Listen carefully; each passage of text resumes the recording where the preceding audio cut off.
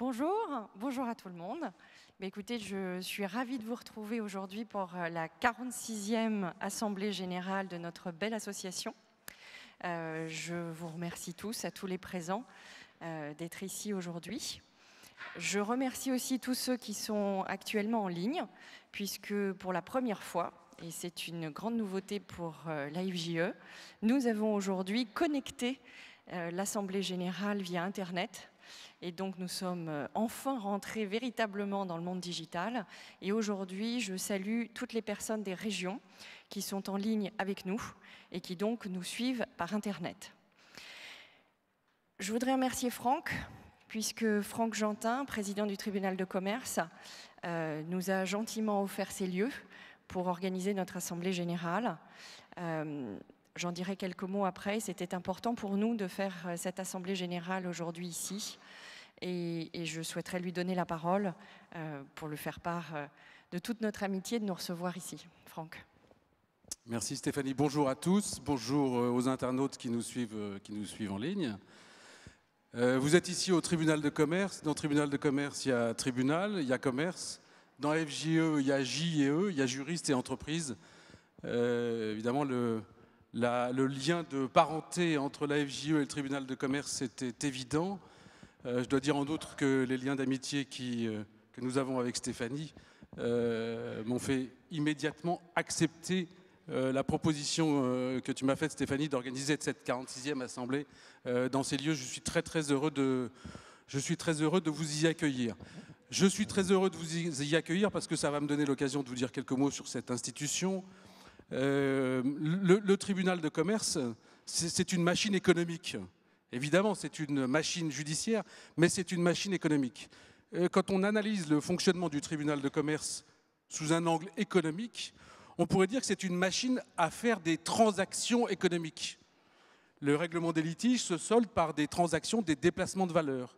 Le traitement des difficultés des entreprises se solde par des transactions, en général des cessions à caractère judiciaire. Et si j'évoque ce sujet, c'est pour vous dire que, étant à la tête d'une machine qui est là pour traiter des transactions économiques, mon souci est celui que je partage avec l'ensemble de mes 172 collègues de cette institution, c'est de traiter ces transactions de la façon la plus efficace possible. Traiter des transactions de la façon la plus efficace possible, c'est minimiser les coûts de transaction. Et pour minimiser les coûts de transaction, nous avons ici un credo permanent sur lequel je pense que ça vaut la peine que je vous dise un mot, c'est que nous avons la conviction que minimiser les coûts de transaction, c'est trouver dans les litiges des solutions négociées plutôt que des solutions imposées. Le tribunal de commerce, depuis longtemps, c'est un endroit où on traite les difficultés des entreprises dans le cadre de procédures négociées. Nous aurons le temps, peut-être je vous donnerai quelques chiffres cet après-midi au cours du colloque. C'est également une institution où nous essayons de traiter de plus en plus les litiges par les solutions négociées. Quand vous avez des litiges pour vos entreprises et que vous êtes amené à aller devant le tribunal de commerce de Paris, et puis maintenant la plupart des tribunaux de commerce de France et de Navarre, allez sur le terrain des négociations. C'est comme ça que vous aurez les meilleures chances de traiter ces transactions économiques en minimisant les coûts. Ça, c'est un sujet que nous avons en permanence à l'esprit. C'est un souci que nous partageons ici avec l'ensemble des juges. Naturellement, je n'oublie pas le rôle de juridiction. Nous traitons ici, nous prenons 70 000 décisions par an ici. Et je peux peut-être vous dire un mot aujourd'hui sur une chambre à laquelle nous sommes très attachés, qui est la Chambre internationale, qui est capable de traiter des litiges dans différentes langues et selon différents droits. Car nous avons un autre credo au tribunal de commerce, c'est que nous pensons que, et là il y va, nous semble-t-il, de l'intérêt du pays, si je peux dire, c'est que nous avons intérêt à promouvoir la place de Paris comme étant une place qui est tout à fait adaptée pour régler ces litiges. C'est d'ailleurs un souci que nous partageons avec l'AFJE, puisque avec Stéphanie, nous avons fondé, avec Stéphanie et quelques autres membres fondateurs, nous avons fondé il y a quelque temps une association qui s'appelle Paris Place de Droit, où nous essayons de faire la promotion de cette place de Paris. Votre réunion ici aujourd'hui participe de de cette démarche de promotion de la place de Paris. Je vous souhaite une très bonne Assemblée générale et je vous remercie.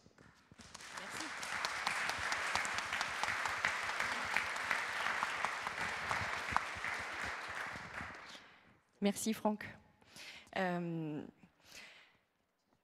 Donc, comme ceci a été très bien entamé, tout d'abord, je vous souhaite tous mes meilleurs vœux de bonheur pour cette belle année 2016 qui commence.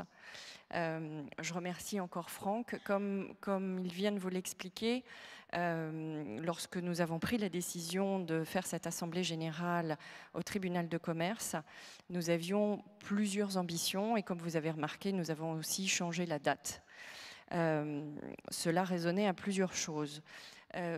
Comme il a eu l'occasion de vous le dire, en effet, le tribunal de commerce est pour nous un lien assez naturel. Et c'est vrai qu'en tant que juriste d'entreprise, nous avons assez naturellement, je dirais, une amitié particulière avec ce tribunal, même si évidemment personne n'a d'appétence à trop y raisonner. Pour autant, nous y sommes présents et nous avons parmi nous certains de nos membres qui sont aussi magistrats consulaires. Et donc, c'est une entité que nous connaissons plutôt bien. La deuxième raison, c'est que, et nous en aurons l'occasion, nous souhaitions aussi saluer Franck Jantin, qui va quitter ses fonctions d'ici une semaine du tribunal de commerce, et avec lequel nous avons fait un beau parcours. Il vous a évoqué Paris Place de Droit, que nous avons fait avec le Cercle Montesquieu, avec le Bâtonnier de Paris, ainsi qu'avec le tribunal de commerce et d'autres entités qui se sont jointes.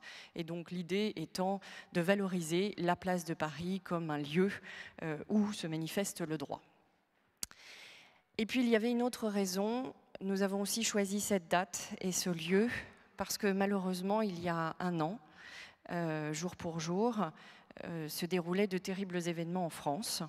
Nous ne pouvons que malheureusement nous en souvenir et avoir une pensée émue pour ces événements de cette année et pour les événements qui ont pu avoir lieu récemment malheureusement sur cette année 2015 assez sordide et difficile. Et nous souhaitions montrer qu'en tant que juriste d'entreprise et aussi en tant qu'entité et en tant qu'autorité judiciaire, il était d'autant plus important que le droit soit présent et que le droit soit présent en ce moment et se lève et soit fort. Voilà. C'était la raison aussi qui nous tenait à cœur pour faire cette assemblée générale ici et en ce jour. Et donc nous vous remercions tous de votre présence ainsi que de ceux qui sont à distance. Cette assemblée générale va donc être l'occasion de vous faire part des activités qui ont eu lieu pendant l'année. Donc nous avons choisi un format un peu différent pour vous présenter les choses qui ont été menées pendant toute une année très dense. Et donc vous aurez 3 de nos vice-présidents qui seront présents pour vous raconter, vous expliquer ce qu'ils ont mené et ce qu'ils ont tenté de faire aboutir pour vous et pour vous servir en tant qu'adhérents. Et puis nous aurons évidemment quelques éléments sur les comptes qui nous seront présentés et puis quelques résolutions à vous présenter. À cette occasion, nous souhaitions aussi vous présenter 2 nouveaux membres que nous présentons pour le conseil d'administration de la FJE. Comme vous avez pu le noter depuis quelques années, nous avons fait en sorte de renforcer notre conseil d'administration afin de le rendre encore plus diversifié qu'il n'était, encore plus, je dirais, ouvert à différentes industries, différents secteurs de services et autres, et qu'il puisse représenter la gamme assez large des juristes d'entreprise pour lesquels nous servons et la FJE vous sert. Pour cela, nous avons eu l'idée de proposer à 2 nouveaux membres qui ont, avec grande chaleur et grande sympathie, accepté. Donc, je vais peut-être leur demander juste de se lever afin d'être reconnus, je dirais. Donc, nous avons François Gros, qui est actuellement directeur juridique d'Engie. Si on pouvait le féliciter.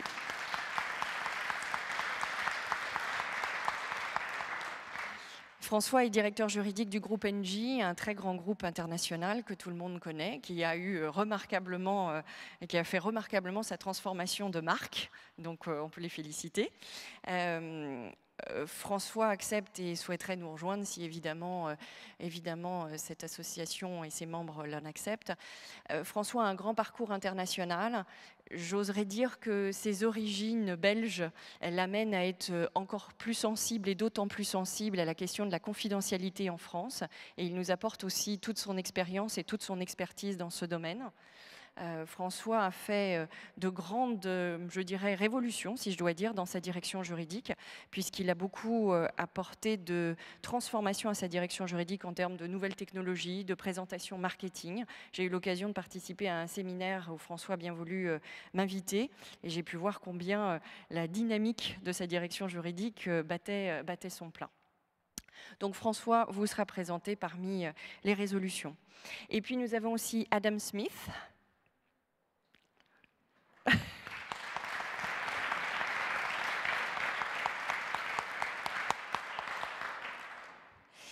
Adam Smith est d'origine et de nationalité franco-britannique, française et britannique, si je ne m'abuse.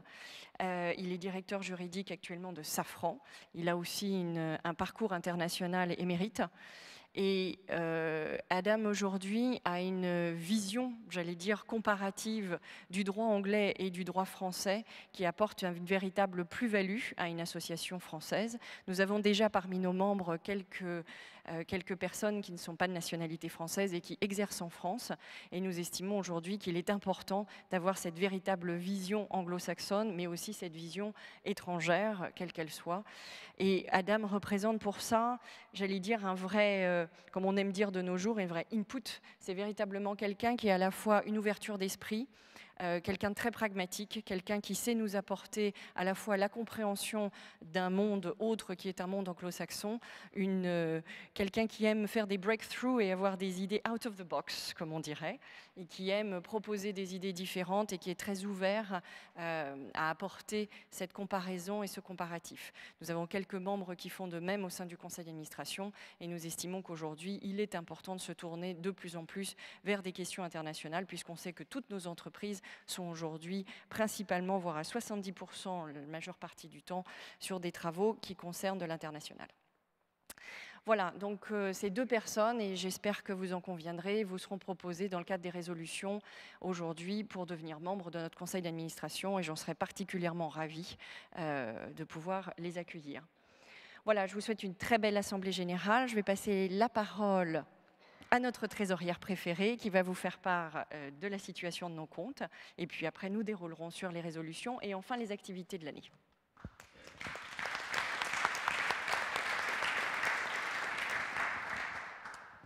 Merci Stéphanie. Nous passons à un des aspects les plus formels de notre Assemblée générale, la présentation de nos comptes, de l'exercice écoulé.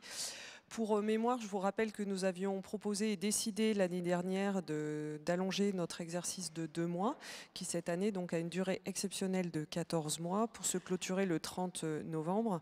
Nous avions fait ce choix afin d'avoir un exercice social qui soit plus en rapport avec la tenue des années civiles qui correspondent souvent aux comptes des entreprises et qui, de ce fait, sont plus intéressants dans la comptabilisation de nos ressources.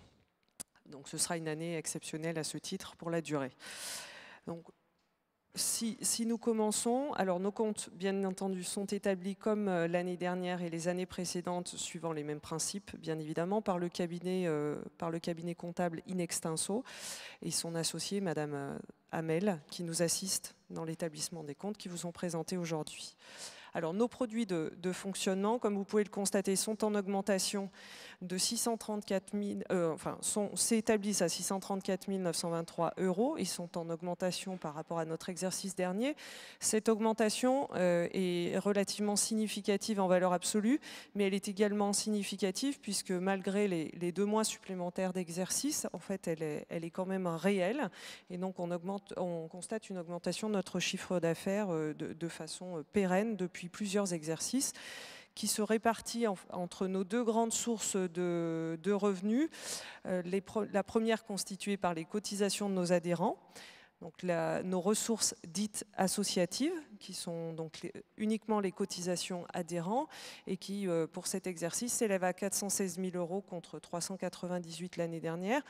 Pour ce faire, nous avions réalisé sur l'exercice une grande campagne de fidélisation de nos adhérents, qui est un de nos axes de travail forts, et évidemment de complément et d'essayer d'en toucher encore davantage. Et ça se traduit par cette augmentation de cotisation, donc un renouvellement plus accentué et de nouvelles adhésions.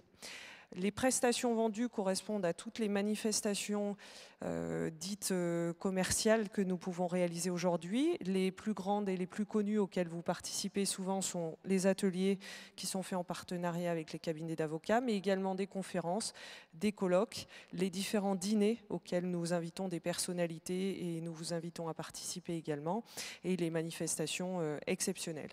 Donc ça, cette très forte augmentation est aussi le signal que notre décision d'opter pour le régime de la TVA nous permet de conclure de partenariats plus intéressants, puisque la plupart des entreprises et des sociétés avec lesquelles nous travaillons sur ces aspects plus commerciaux sont de fait soumises à la TVA et pouvaient parfois avoir quelques difficultés à devoir concrétiser des actions avec une association qui, elle, n'était pas soumise à la TVA. Aujourd'hui, on a pu développer cet aspect commercial sans risque fiscal, ce qui nous permet d'avoir des ressources qui sont de qualité que l'on souhaite poursuivre sur cet axe-là.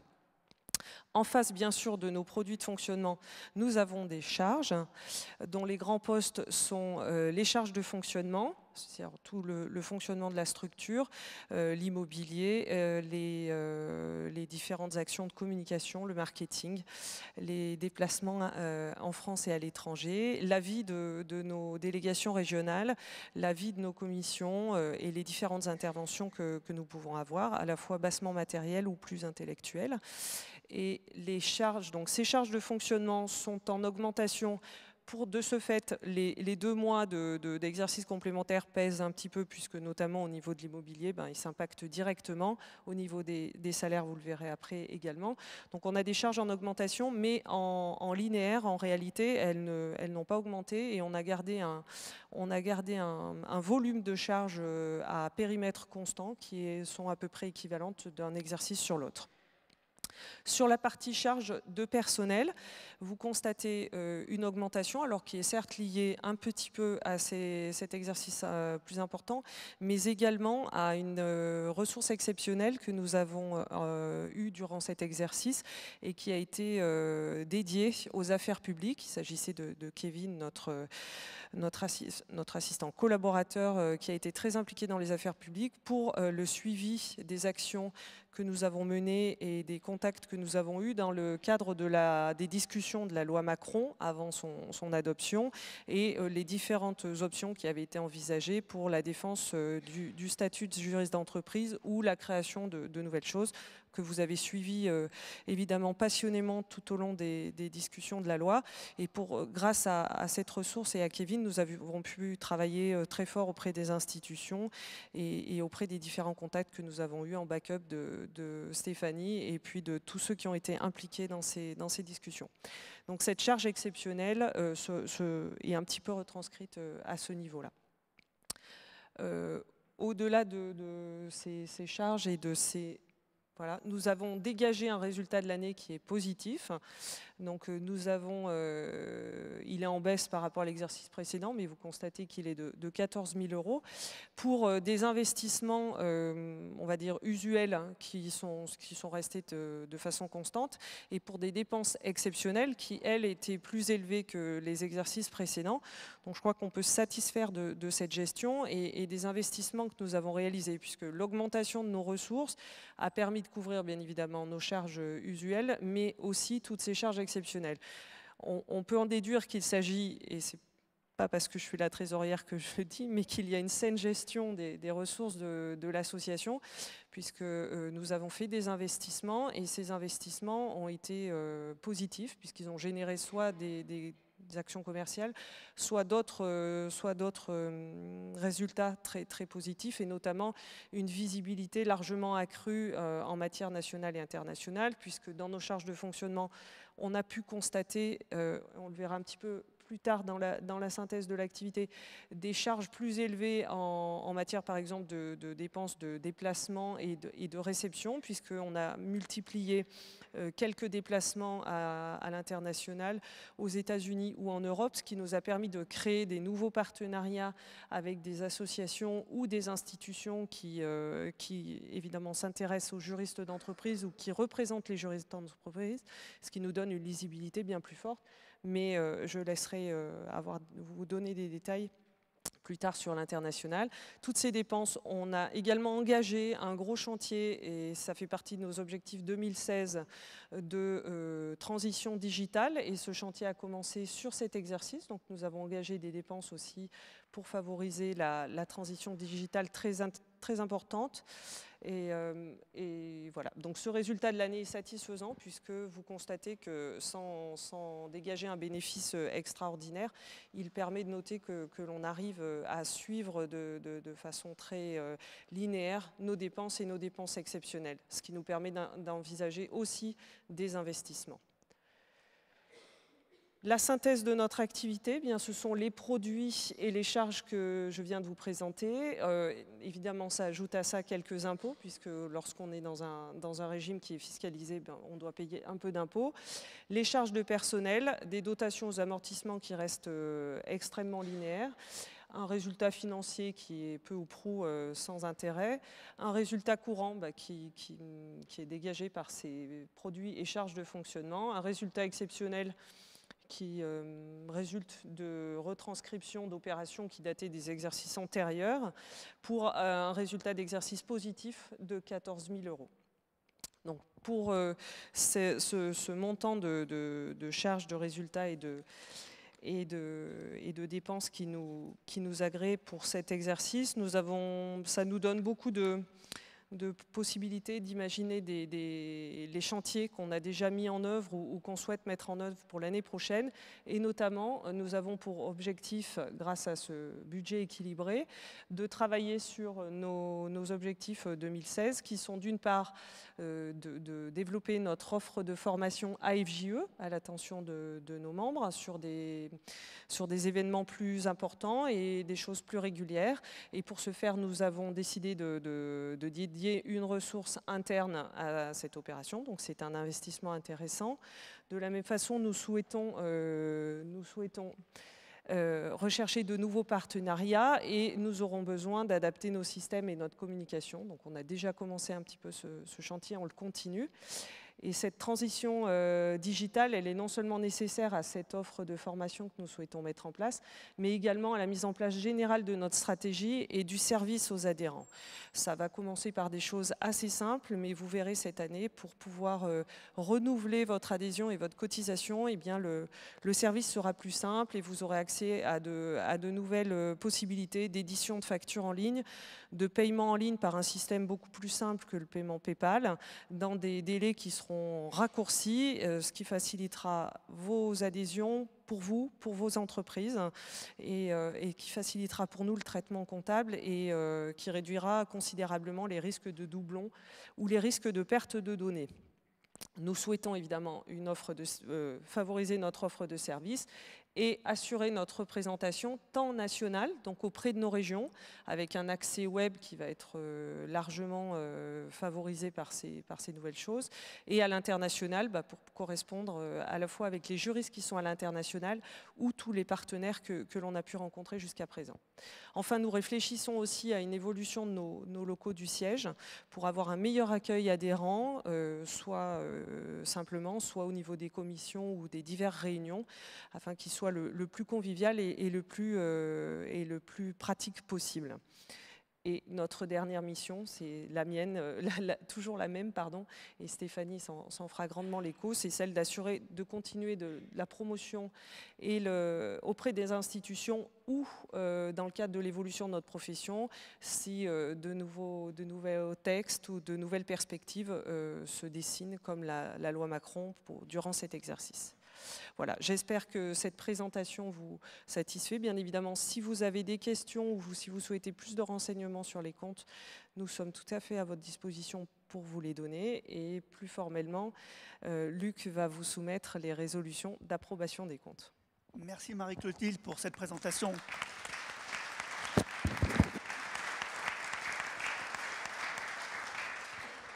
Merci Marie-Clotilde pour la présentation de ce rapport financier. Nous allons passer à l'instant solennel de cette Assemblée, le vote des résolutions. Stéphanie nous a présenté les nouveaux administrateurs qui sont soumis à votre vote aujourd'hui. Alors, nous avons aujourd'hui une Assemblée générale mixte, 16 résolutions, une résolution de la compétence de l'Assemblée générale extraordinaire et les 15 autres de la compétence de l'Assemblée générale ordinaire. Et on va être un peu original cette année. Nous allons commencer par l'Assemblée générale extraordinaire. Comme l'a indiqué Marie-Clotilde, nous vous proposons d'abord, dans la première résolution, de modifier la date de clôture de l'exercice.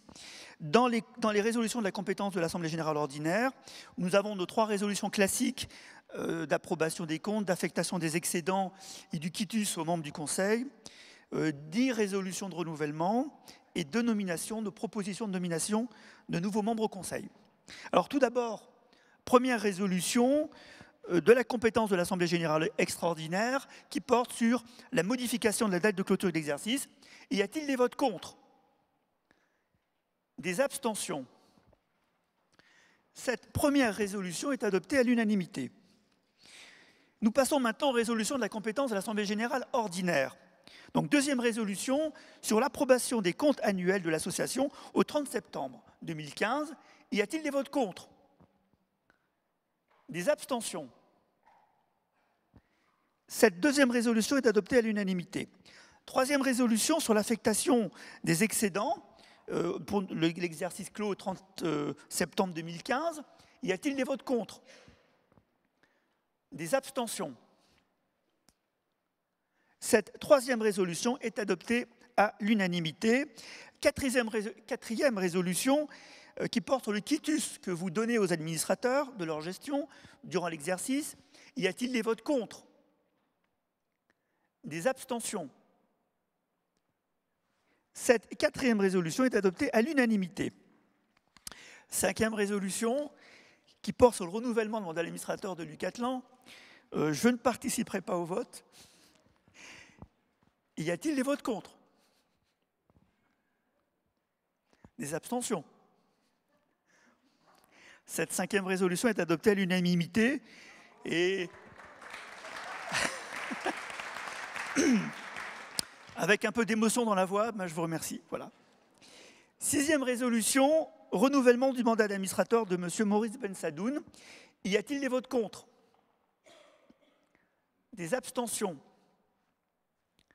Cette sixième résolution est adoptée à l'unanimité. Septième résolution, renouvellement du mandat d'administrateur de Véronique Chapuis-Thuot. Y a-t-il des votes contre? Des abstentions? Cette septième résolution est adoptée à l'unanimité. Huitième résolution, renouvellement du mandat d'administrateur de Annick de Chenac. Y a-t-il des votes contre? Des abstentions? Cette huitième résolution est adoptée à l'unanimité. Neuvième résolution, renouvellement du mandat d'administrateur de Madame Stéphanie Couture. Y a-t-il des votes contre? Des abstentions? Cette neuvième résolution est adoptée à l'unanimité. Dixième résolution, renouvellement du mandat d'administrateur de M. Jean-Philippe Gilles. Y a-t-il des votes contre? Des abstentions? Cette dixième résolution est adoptée à l'unanimité. Onzième résolution, renouvellement du mandat d'administrateur de François L'Hospitalier. Y a-t-il des votes contre? Des abstentions? Cette onzième résolution est adoptée à l'unanimité. Douzième résolution, renouvellement du mandat d'administrateur de Denis Musson. Y a-t-il des votes contre? Des abstentions? Cette douzième résolution est adoptée à l'unanimité. 13e résolution, renouvellement du mandat d'administrateur de François Pinon. Y a-t-il des votes contre? Des abstentions? Cette 13e résolution est adoptée à l'unanimité. 14e résolution, renouvellement du mandat d'administrateur de Marie-Clotilde Vial. Y a-t-il des votes contre? Des abstentions? Cette 14e résolution est adoptée à l'unanimité. Nous passons aux deux dernières résolutions qui portent sur la nomination des mandats d'administrateurs en adjonction à ceux qui sont actuellement en fonction. 15e résolution, nomination de M. François Gruot en qualité de nouvel administrateur. Y a-t-il des votes contre? Des abstentions. Cette 15e résolution est adoptée à l'unanimité. 16e et dernière résolution, nomination de M. Adam Smith en qualité de nouvel administrateur. Y a-t-il des votes contre? Des abstentions? Cette 16e résolution est adoptée à l'unanimité. Je vous remercie de votre attention.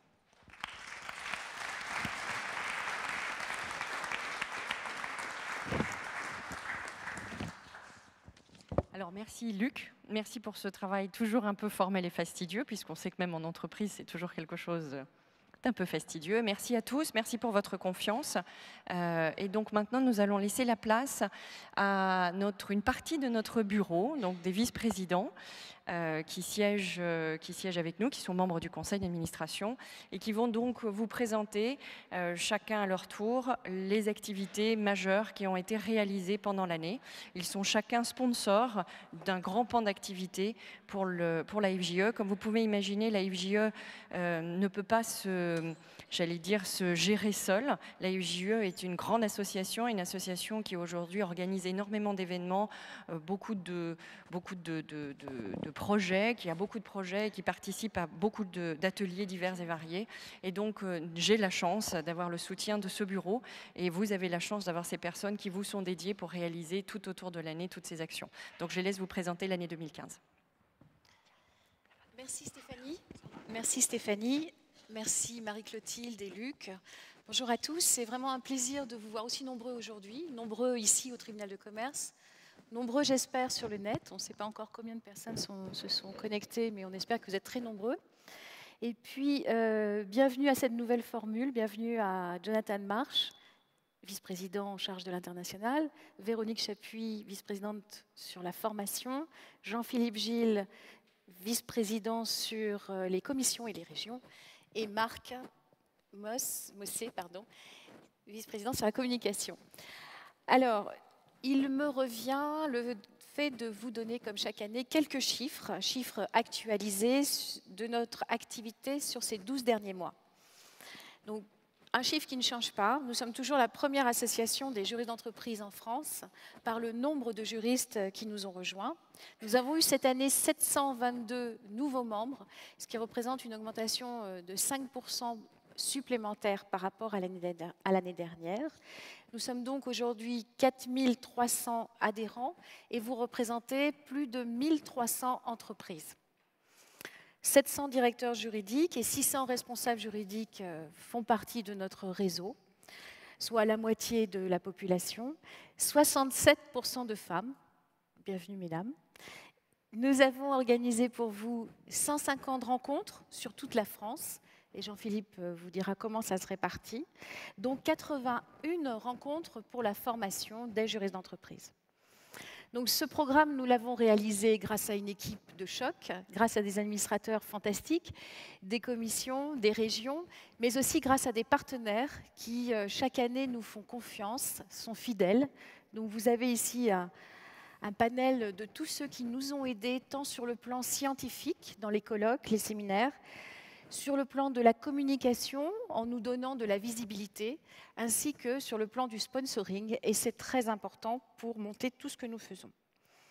Cette journée est l'occasion d'accueillir de nouveaux sponsors que vous pourrez découvrir en bas, puisque pour ceux qui ne sont pas sur place, sachez qu'il y a une douzaine de stands qui représentent nos sponsors.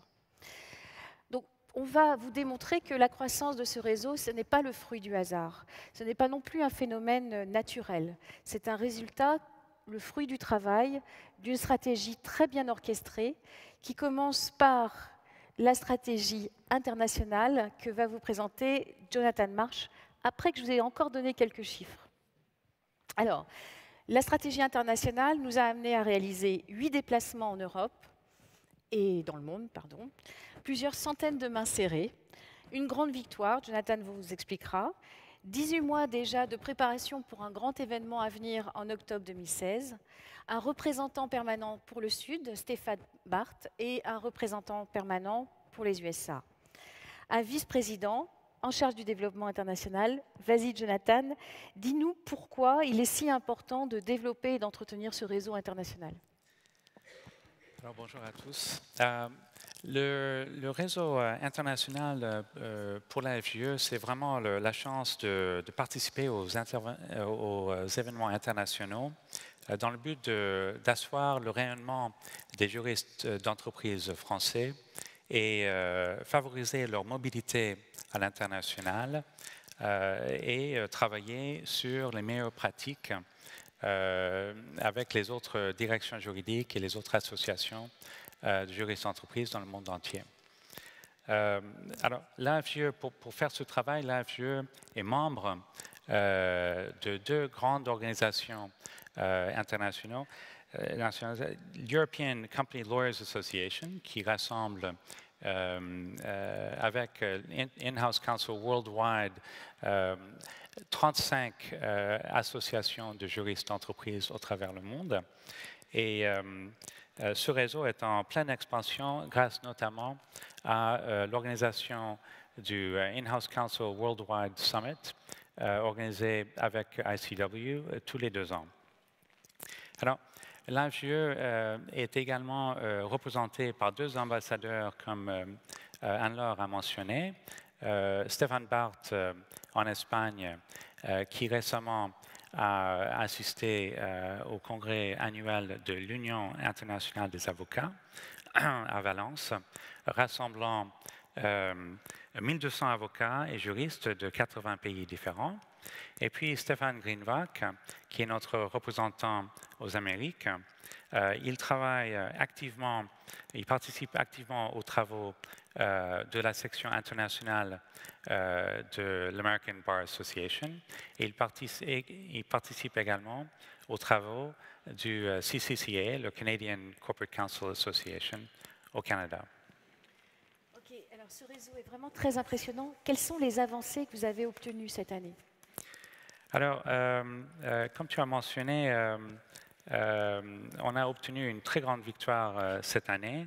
L'AFJE veut être en mesure d'accompagner les juristes dans leur expatriation à l'étranger. Alors, il faut, pour ce faire, les mettre en lien avec les institutions locales et aussi les aider à favoriser la reconnaissance de leur diplôme français à l'étranger. Alors, on a commencé ce travail dans les Amériques grâce au travail de Stéphane Greenwach, qui est ici présent. Stéphane, est-ce que tu veux bien te lever pour qu'on puisse te reconnaître?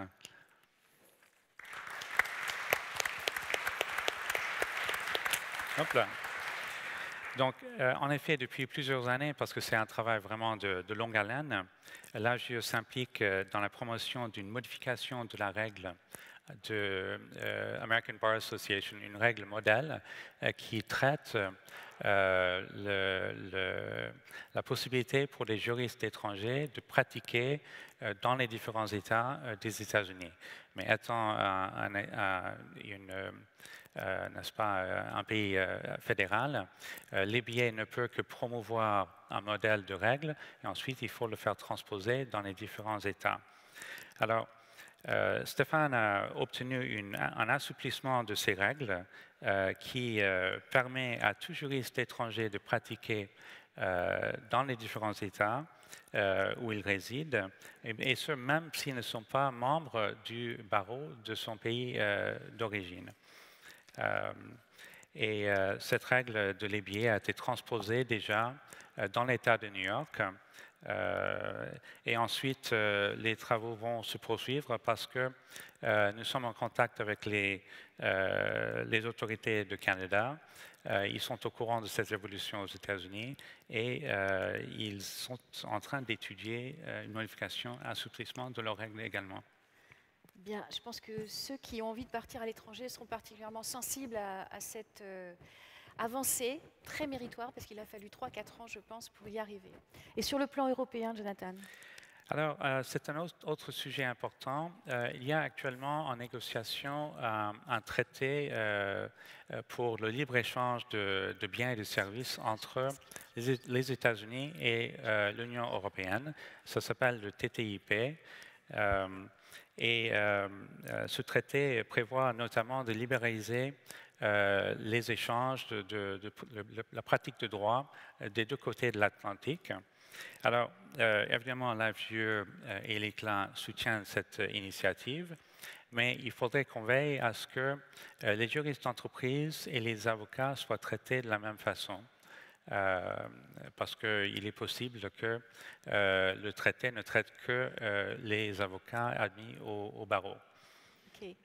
Alors justement, sur le plan européen, on a eu un président pendant 2 années qui était président de l'ECLA, Philippe Cohen.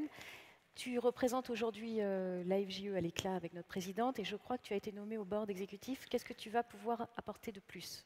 Oui, alors effectivement, j'ai été tout récemment nommé au board de l'ECLA. L'objectif de l'AFGE au sein de l'ECLA, c'est de participer activement à ces travaux qui sont vraiment, je pense, fondamentaux pour les juristes d'entreprise en France. Alors, pour mémoire, l'ECLA, c'est une association qui rassemble une vingtaine d'associations au travers l'Europe, comme l'AFGE, représentant indirectement 40 000 juristes d'entreprise. Alors, il s'agit d'une structure unique pour poursuivre la reconnaissance, la promotion et la défense des juristes d'entreprise, le statut de juriste d'entreprise. Alors, dans le passé, effectivement, sous la présidence de Philippe Cohen, l'ECLA a fait, avec également la participation active de l'AFGE, a fait 2 grandes publications. D'abord, un livre qui s'appelle Independent by Design, qui démontre l'indépendance des juristes d'entreprise. Et puis ensuite, un code d'éthique qui s'applique aux juristes d'entreprise en Europe.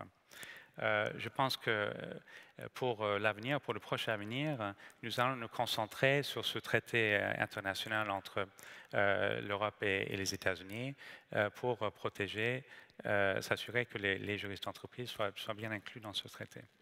Ok, reste un point à aborder, le point sur lequel on travaille quand même déjà depuis 1 an, le Summit 2016. Oui, effectivement, il s'agit vraiment un grand événement que nous organisons avec l'ICW, donc In-House Counsel Worldwide. On organise le 24 et le 25 octobre de cette année un World Summit à la Maison de la Chimie. Le thématique de ce summit, c'est la globalisation. Donc, c'est In-House Counsel Going Global, Global Business, Local Rules, Local Business, Global Rules. Et ce sont 2 jours de summit que nous préparons pour accueillir on espère autour de 500 juristes.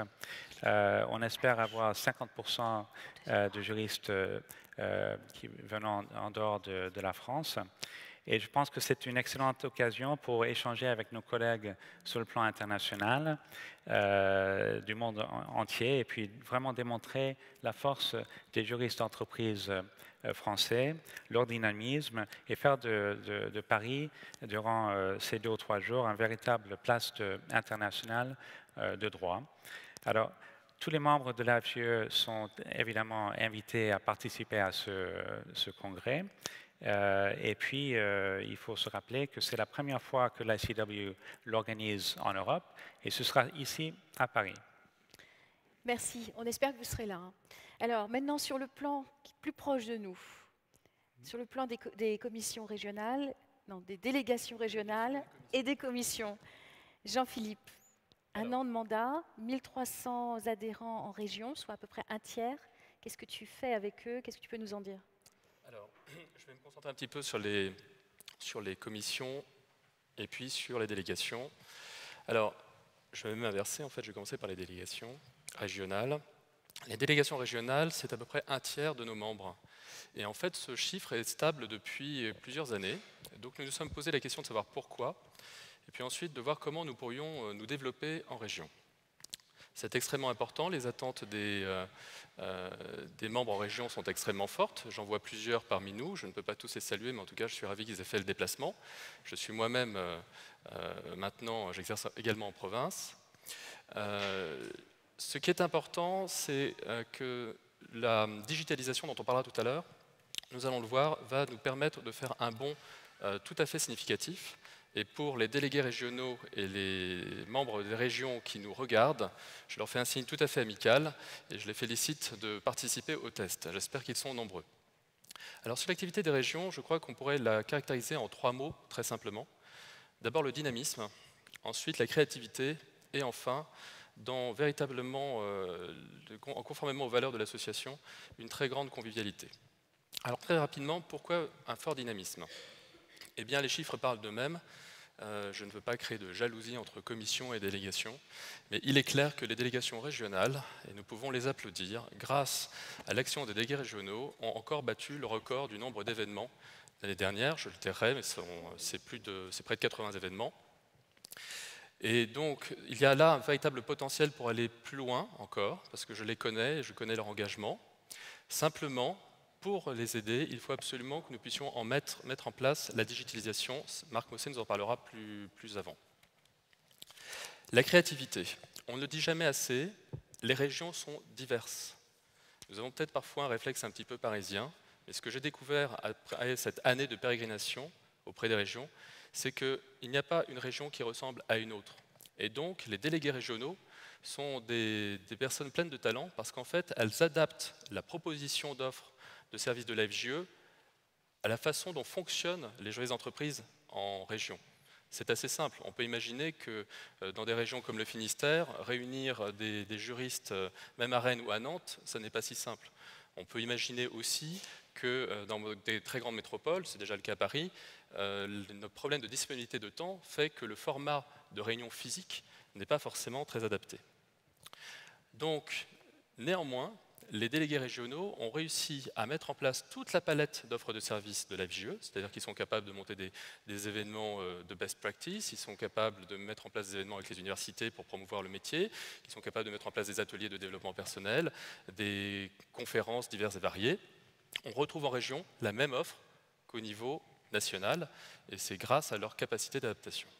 Alors, nos super délégués régionaux, je suppose qu'ils sont à un moment donné prêts à passer le relais. Est-ce qu'il y a eu des mouvements en 2015 ? Oui, il y a eu un certain nombre de mouvements parce que l'implication est extrêmement forte et qu'il est très important de pouvoir créer un peu un mouvement. Alors, j'ai pris là quelques notes quand même. Donc, je commencerai par Toulouse.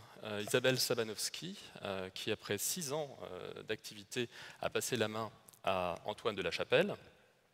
Je parlerai également de Lille, où Éric Bossuy, qui a également œuvré de très nombreuses années, a passé la main à Bruno Contestin. Alors Bruno, je crois t'avoir aperçu, mais si tu peux te lever.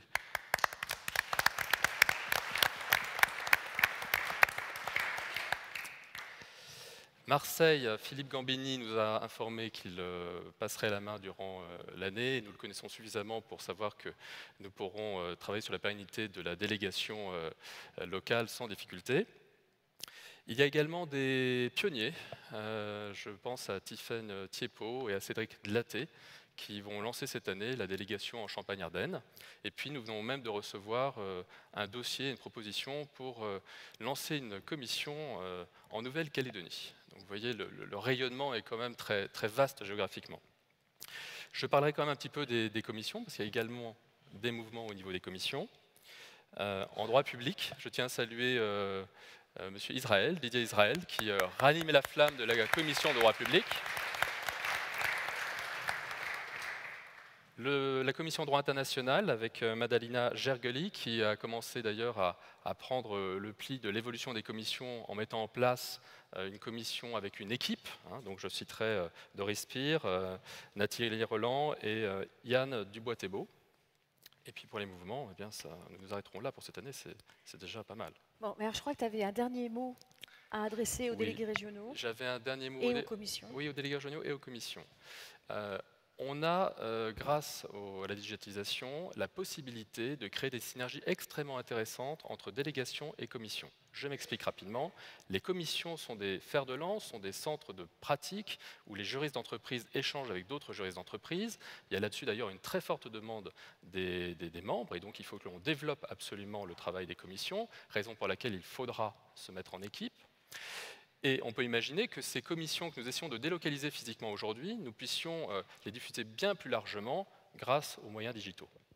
Donc là-dessus, il faut qu'on puisse se structurer et nous avons commencé avec les délégations à un travail de coordination intéressant puisque chaque mois nous avons un atelier par conférence téléphonique pour travailler sur notre savoir-faire d'animation et de coordination ensemble, ce qui va nous permettre de franchir des étapes. D'un côté, les outils vont nous permettre de diffuser plus largement nos prestations et de l'autre, les équipes vont apprendre à travailler plus en coordination. Et je terminerai avec un mot qui est dédié à Luc Atlan, parce que Luc, qui a animé la commission droit des sociétés avec brio et talent depuis des années, a bien senti qu'effectivement, si nous voulions relever ce défi, il était extrêmement important, Waouh!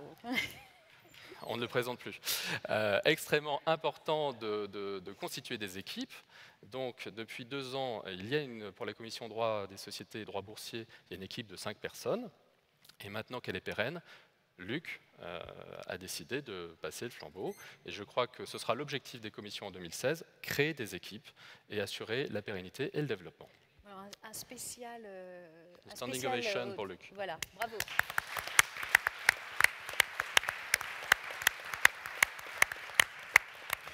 Bon, merci Jean-Philippe. La formation, l'échange d'expériences, l'échange de formation, savoir ce que vous attendez, ça nous amène tout droit à la stratégie formation. Véronique, qu'est-ce qui s'est passé en 2015 ? Écoute Anne-Laure, beaucoup de choses. D'abord, la formation est indispensable pour les juristes d'entreprise, ça on ne le rappellera jamais assez pour 2 raisons. D'abord parce que le droit est une matière vivante et deuxièmement parce que le métier de juriste d'entreprise évolue. Donc, inscrire la formation comme un axe stratégique de la FJE a mis en avant son importance et également ses spécificités. Il y a énormément d'attentes des juristes d'entreprise, donc décliner une stratégie en matière de formation nous a conduit à examiner les attentes des différents juristes, attentes en termes de sujets, de programmes, de timing, de moyens. Le temps que chaque juriste peut dédier à une formation est quand même très limité. Les budgets sont très limités, c'est assez complexe. Donc, deuxième point, il faut être à l'affût des tendances. Et j'en profite pour attirer votre attention sur le colloque de cet après-midi sur le juriste 4.0. J'invite vraiment chaque participant à assister à l'ensemble des tables rondes pour se former sur le digital. Il y a une révolution, il y a un tournant à prendre, il ne faut pas le rater. Et pour ça, le fait de se former, de s'informer, le mot ne doit pas, je dirais, limiter. Il faut véritablement s'investir dans tout ça. Et c'est pour ça que l'AFJE, je pense, joue pleinement son rôle quand elle intervient soit comme prescripteur, soit comme animateur ou co-animateur de formation. Oui, on le voit au campus d'ailleurs. Je crois que le campus 2015 a été un succès. Tu veux nous en dire un mot ? Effectivement, un grand succès. On a donc en 2015 2 événements phares, le campus d'abord et la cartographie d'autre part.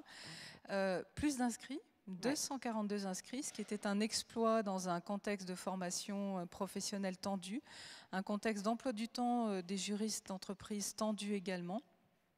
On a constaté de nombreux retours très positifs des différents participants, retours positifs tant sur le plan du programme que sur le contenu des ateliers, que sur le déroulé. Vraiment, le campus est apparu comme une journée bulle d'air, parce que non seulement les juristes ont pu bénéficier de formation, donc d'acquisition de nouveaux savoirs dans différents sujets, mais en plus c'est un moment de convivialité, d'échange, de réseautage.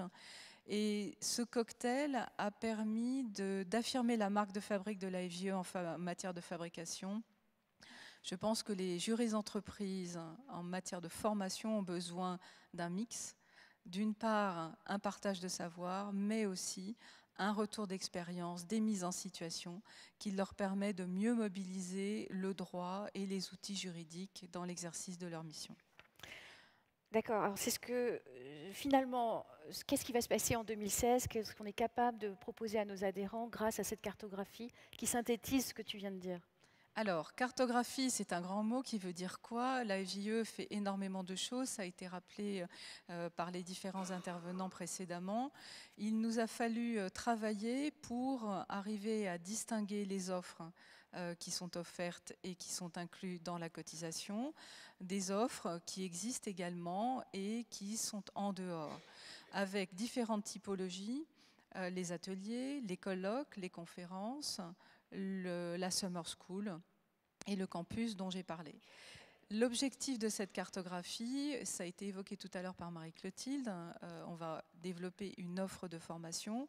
Donc il fallait qu'on ait une base claire pour offrir une meilleure lisibilité, pour faciliter cet accès, pour mieux répondre aux attentes et in fine pour arriver à véritablement développer un plan de formation.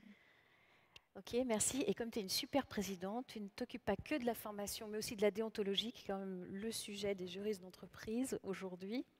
Alors, je te remercie de souligner ce point-là, parce qu'effectivement, j'ai les 2 points dans mon panier. La déontologie, ça a été très important en 2015. D'abord, la création du comité de déontologie, qui comprend 5 membres, avec 2 coprésidents, dont Jean-Charles Savouré qui est là, qui est ici présent. Jean-Charles, si tu veux bien te lever, s'il te plaît. Et puis Philippe Cohen. Qui n'est pas là.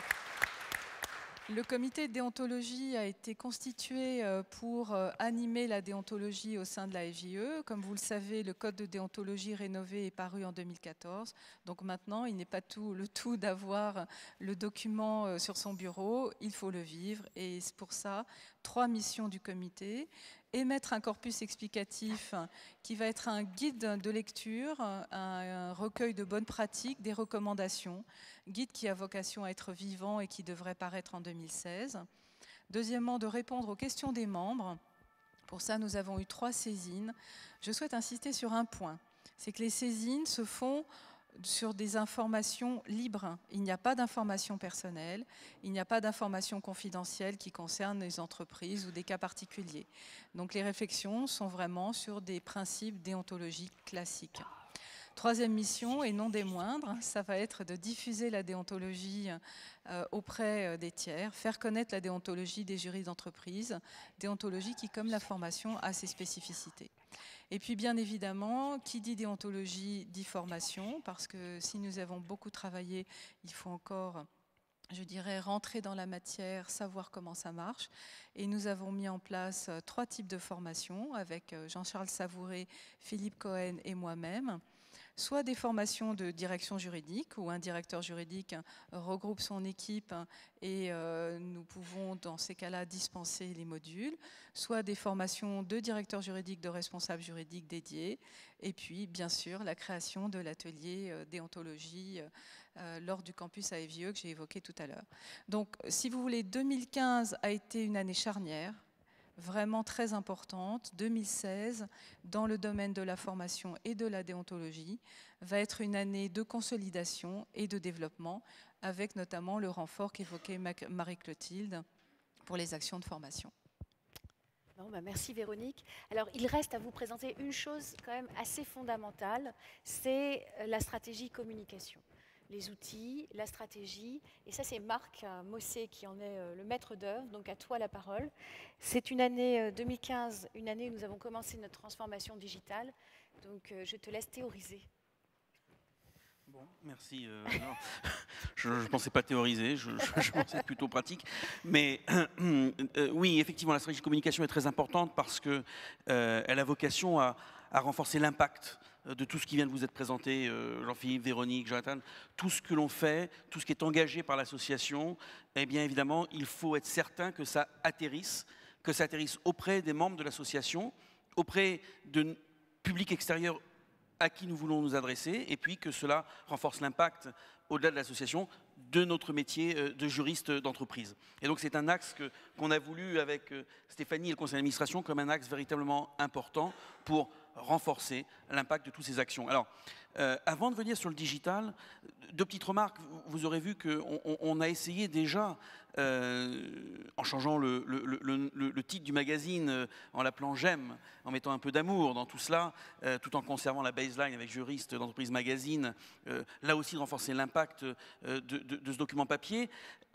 Le fait que cette Assemblée Générale soit diffusée, broadcastée et diffusée, est un autre élément parce qu'on va multiplier ce type d'action avec des webinars et aussi une façon d'avoir un lien plus direct avec les adhérents de province qui ne peuvent pas toujours se déplacer. Et donc, ce type d'action comme l'enregistrement et la diffusion de cette Assemblée Générale participe de la communication. Et puis, évidemment, il y a cette dimension digitale qu'Anne-Laure vient d'évoquer, sur laquelle nous avons passé beaucoup de temps.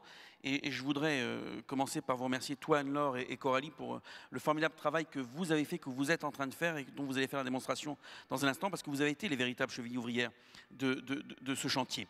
Alors, les 3 objectifs qu'on a sur cette transformation digitale de l'association, dont vous allez voir une illustration, c'est d'abord de développer la relation avec vous, avec les adhérents, de faire en sorte que le parcours de l'adhérent, soit au moment de l'adhésion, mais soit ensuite pour vivre le fonctionnement de la FJE, soit plus fluide, plus simple, où qu'il se trouve sur le territoire. C'est également une question de développement et d'impact opérationnel. Tu as parlé, Jean-Philippe, Véronique, Jonathan, d'un certain nombre d'actions qu'on va engager. Il faut être certain que ces actions, elles aient toute la surface et toute l'audience qu'elles requièrent et qu'elles méritent.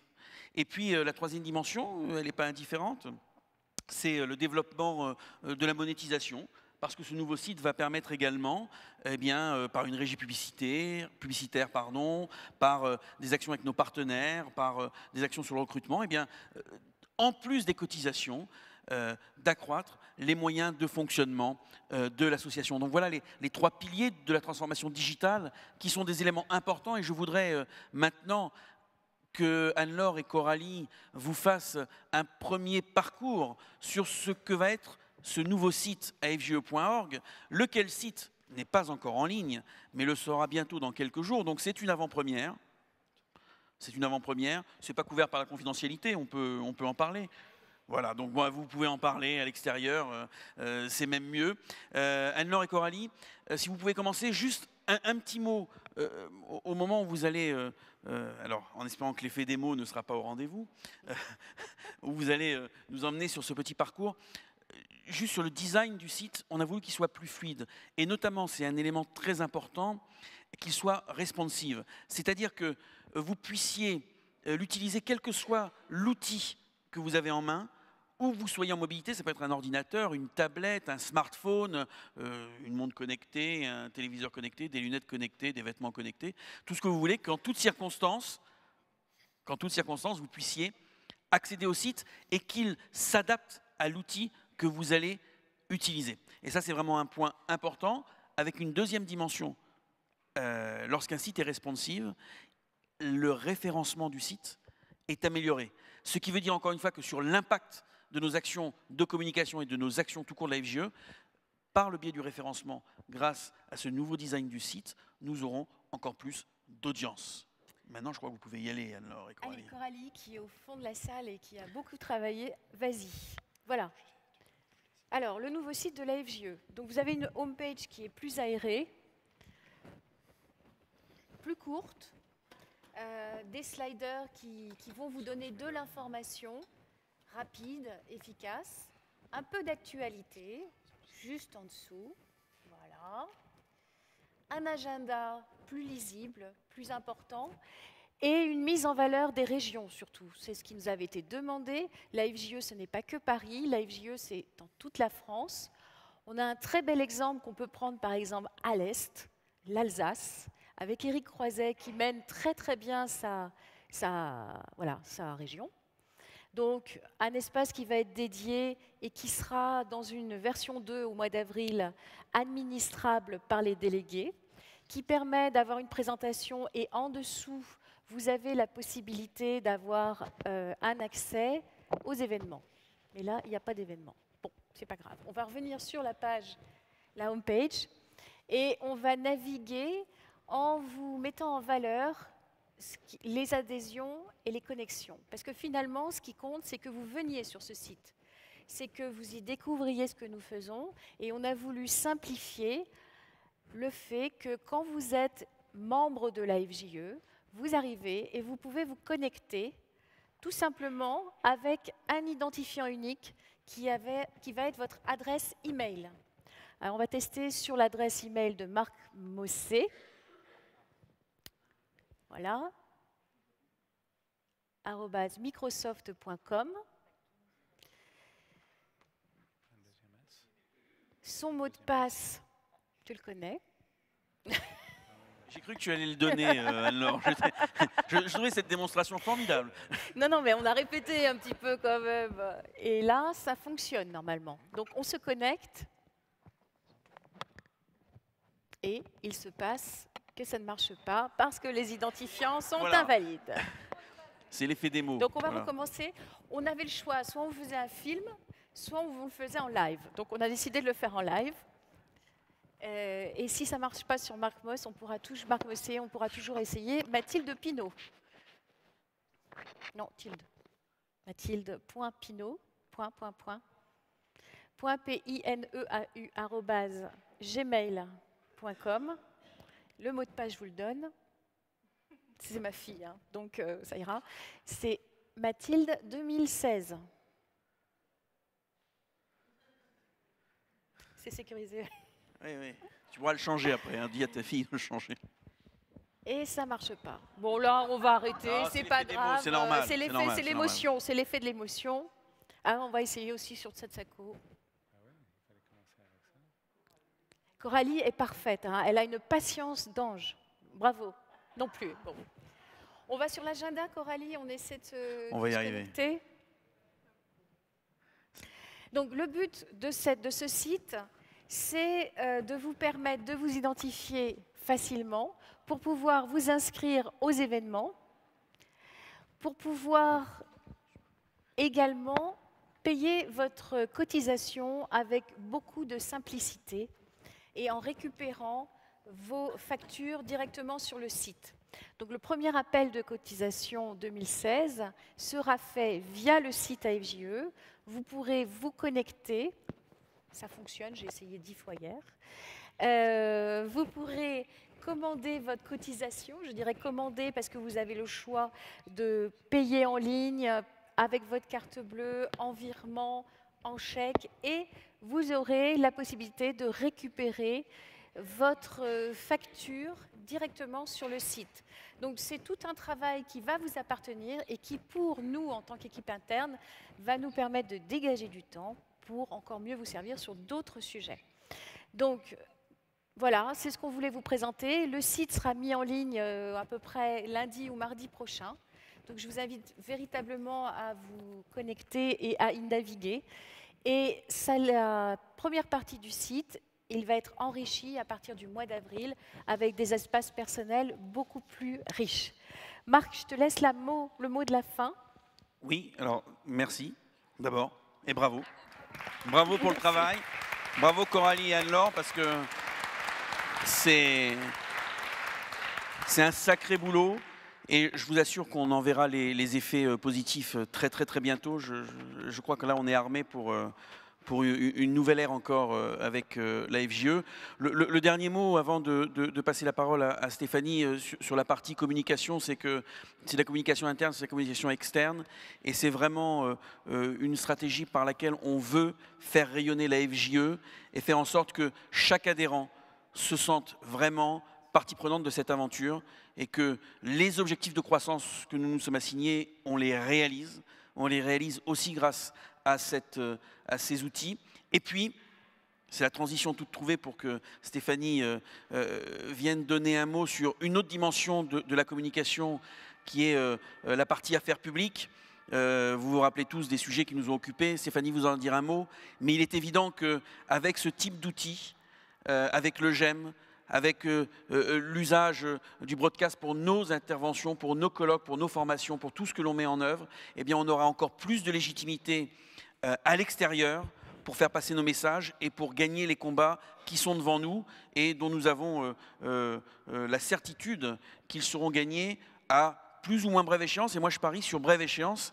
Tu as vu, hein, je te donne le témoin avec un bel optimisme. À toi, Stéphanie. Alors, avant que Stéphanie ne parte, moi je vous demande d'applaudir quand même nos vice-présidents parce que c'est un travail de folie que d'être vice-président de la FJE. Voilà, merci à tous.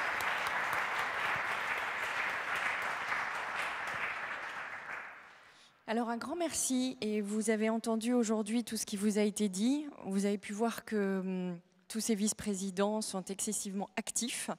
Ils sont actifs pour vous. Vous avez pu avoir une petite idée de tout ce qui est réalisé chaque jour pour vous, pour les adhérents. Et puis, puisqu'on ne s'en lasse pas, je voudrais qu'on dise un très très grand merci à nos permanents, à ceux qui tous les jours sont là et font ce travail avec nous et pour vous. Ils sont présents aujourd'hui. Vous avez Coralie au fond, Anne-Laure, et je voudrais qu'ils se lèvent tous. Coralie, Anne-Laure. Avant de rentrer sur les affaires publiques, je voudrais très chaleureusement remercier Anne-Laure. C'est Anne-Laure qui, depuis des années, est à nos côtés. C'est Anne-Laure qui vous répond. C'est Anne-Laure qui est votre interlocuteur chaque jour pour monter des partenariats, pour répondre aux adhérents. C'est Anne-Laure qui est cheville ouvrière pour organiser tout ce que l'on fait aujourd'hui, qui digitalise en 3 semaines le tribunal de commerce avec Coralie, chose qui n'avait jamais été réalisée. Donc merci Anne-Laure, merci pour tout le travail qu'elle fait.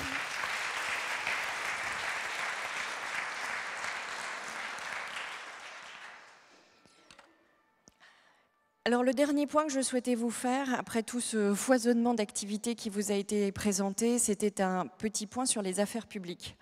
L'AFJE, depuis qu'elle existe, a pour mission principale, comme vous le savez, de défendre le métier qui est celui du juriste d'entreprise. Je crois qu'on peut remercier l'AFJE puisque ce sont les membres même qui ont naturellement et de manière bénévole et volontaire créé cette association pour que des juristes qui travaillent en entreprise se regroupent au sein d'une association et puissent échanger sur leurs pratiques, leur façon de travailler, sur leurs objectifs, anticiper les choses à venir et l'évolution de leur métier. En 1971, nous avons une loi qui est une loi majeure pour nous, qui rappelle que le juriste d'entreprise exerce et qui rappelle la manière dont le juriste d'entreprise peut exercer son métier et peut exercer donc le droit en entreprise. Depuis lors, pour ceux qui suivent, et je l'espère tous parmi vous, nous n'avons cessé au sein de l'association de lutter pour demander que la fonction de juriste d'entreprise ait les moyens de travailler comme il se doit et les moyens de travailler de manière égale à toutes les autres fonctions qui exercent du droit à l'étranger, mais aussi en France, et notamment lorsque l'on parle de ces autres métiers, on parle aussi du métier d'avocat. Depuis des années, nous demandons que soit reconnue pour les juristes d'entreprise que l'on appelle la confidentialité de leurs avis et de leurs conseils. Je ne rentrerai pas aujourd'hui dans tous les détails. Vous savez tous, les uns et les autres, pour le vivre au quotidien, combien le fait d'obtenir la confidentialité de vos avis, de vos écrits, de vos conseils est nécessaire pour vous permettre une pratique du droit qui soit une pratique du droit normale, convenable et bien organisée, sans hypocrisie consistant à ne pas écrire ce que l'on souhaiterait dire à ses dirigeants ou à ses responsables business, mais aussi au-delà de la pratique du droit pour permettre à nos entreprises d'être au même niveau de compétitivité que les entreprises avec lesquelles nous travaillons ou face auxquelles nous travaillons, qui sont des entreprises étrangères, qui elles bénéficient au travers de leurs juristes d'entreprise, qui sont très souvent des avocats, puisque le distinguo ne se fait pas, à part en Belgique, qui sont aujourd'hui bénéficiaires de cette protection et qui bénéficient donc à l'entreprise, à ses dirigeants. Nous ne cessons de le demander depuis des années et nous ne cesserons de le demander dans les temps qui viendront. En novembre 2014, avec beaucoup de courage, le ministère de l'économie a présenté une grande loi qui s'appelait le projet de loi Macron et qui a fait grand bruit dans la presse. Et dans ce projet de loi Macron, il y avait fourriture d'éléments et il y avait un élément qui nous concernait, nous, juristes d'entreprise, puisqu'il proposait que soit instauré un statut qui soit celui d'avocat en entreprise. À partir de novembre 2014, et je souhaite les saluer aujourd'hui parce qu'ils ont été véritablement à mes côtés chaque jour pendant des semaines, je parle d'Hervé Delannoy, ancien président de l'association, et aussi Marc Mossé, et je les remercie, ont été très présents à mes côtés pour, pendant près de 6 mois, travailler auprès du gouvernement, travailler auprès des différentes institutions pour expliquer en quoi il était important que les juristes d'entreprise en France bénéficient de la confidentialité. Alors la confidentialité, on peut l'imaginer de différentes sortes. Nous sommes juristes, nous savons être créatifs. Il y avait des moyens qui consistaient à en effet créer un nouveau statut, qui était celui d'un statut d'avocat en entreprise, avec des modalités qui n'ont pas eu beaucoup de chance d'ailleurs pour être débattues, ou rester sur une fonction, sur un métier qui est celui de juriste d'entreprise, et lui adjoindre ces modalités de travail qui sont celles de la confidentialité, et lui adjoindre ceci par la loi. En tout état de cause, ce qu'il fallait, c'est que dans une loi soit inscrit cette possibilité et cet élément nouveau. Nous nous sommes battus à l'Assemblée nationale. Des députés nous ont suivis, ont proposé des différents amendements pour faire passer sous différentes formes, encore une fois, ce projet. Nous nous sommes battus auprès du Sénat. Je rappelle qu'auprès du Sénat, pour ceux qui s'en souviennent, nous avons failli obtenir ce projet à une voix. Pour la première fois, et c'était bien la première fois depuis des années, nous étions si proches d'obtenir ce que nous souhaitions, mais à une voix, à 1h du matin, quelqu'un a fait défaut. Et nous avons continué jusqu'au mois d'avril-mai, à peu près, et nous avons continué à faire valoir les différents arguments qui sont finalement des arguments assez simples, qui sont en premier lieu des arguments, j'allais dire, assez faciles et qui consistent à montrer combien l'entreprise en a besoin et combien ceci existe partout et ne pose aucune difficulté dans aucun pays lorsque ceci existe et c'est bien naturel. Nous avons aussi argumenté avec nombreux de nos collègues avocats où des clivages très forts existent, puisque nous avons notamment l'ACE qui a toujours été à nos côtés, qui a défendu nos points de vue et qui nous a aidés. Et nous avons rencontré aussi des avocats beaucoup plus récalcitrants, avec souvent des peurs et souvent des craintes psychologiques, j'allais dire, non pas peu explicables, mais en tout cas plus de l'ordre psychologique et émotionnel du fait de rentrer dans un monde, dans un métier qu'ils estiment être un métier peut-être auquel tout le monde ne doit pas avoir accès. Le projet de loi Macron ne contient pas aujourd'hui d'articles relatifs aux juristes d'entreprise et donc nous n'avons pas obtenu aujourd'hui la confidentialité pour les juristes d'entreprise. Pour autant, nous avons gagné beaucoup. En 2015, nous avons eu des dirigeants d'entreprise et des syndicats professionnels qui se sont mobilisés.